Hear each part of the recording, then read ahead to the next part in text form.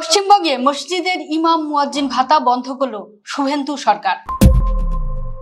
ধর্মীয় পরিচয়ের ভিত্তিতে যেসব সরকারি সহায়তামূলক প্রকল্প চালু ছিল সেগুলি ধাপে ধাপে বন্ধ করে দেওয়ার সিদ্ধান্ত নিয়েছে ভারতের পশ্চিমবঙ্গ সরকার। এর ফলে পূর্ববর্তী তৃণমূল কংগ্রেস সরকারের ঘোষিত ইমাম মুয়াজ্জিন এবং পুরোহিতদের সম্মানী প্রদানও আগামী মাস থেকে বন্ধ হয়ে যাবে।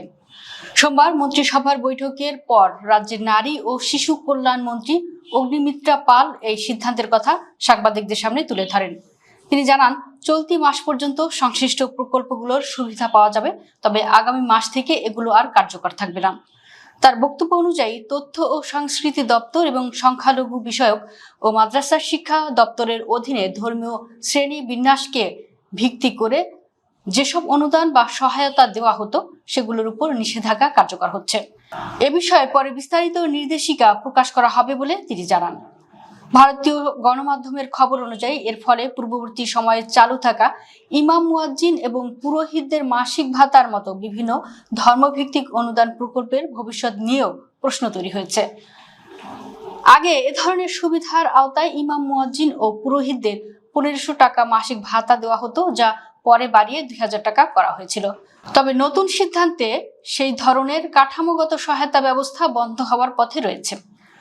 সরকার গঠনের খুব অল্প সময়ের মধ্যে এই সিদ্ধান্ত সামনে আসায় রাজনৈতিক মহলে বিষয়টি নিয়ে আলোচনা শুরু হয়েছে।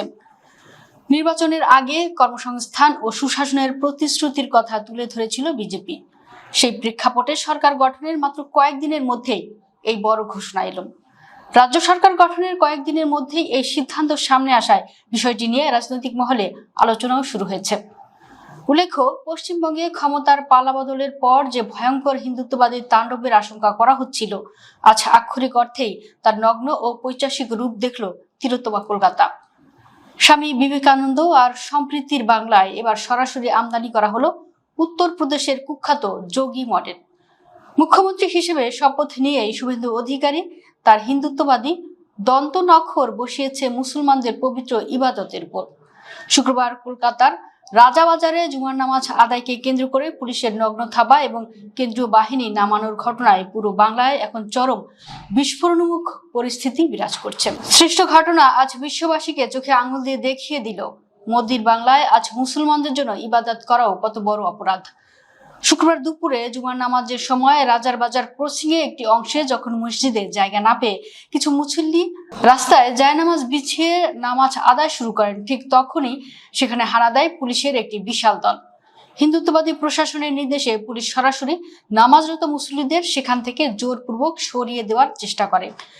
কিন্তু ইমানি তেজে বলিয়ান মুসল্লিরা পুলিশের এই বেআইনি ও ধর্মবিরোধী নির্দেশ মানতে অস্বীকৃতি জানান।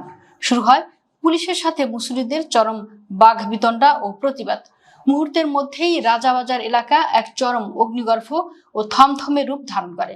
পরিস্থিতি এতটাই নিয়ন্ত্রণের বাইরে চলে যায় যে সাধারণ মানুষের একটি আধ ঘন্টার নামাজ ঠেকাতে পুলিশ প্রশাসনকে রীতিমতো ঘাম ঝরাতে হয়। তড়িঘড়ি করে ঊর্ধ্বতন কর্মকর্তারা ঘটনাস্থলে পুলিশ আসেন এবং নিরীহ মুসল্লিদের উপর ভীতি প্রদর্শন করেন।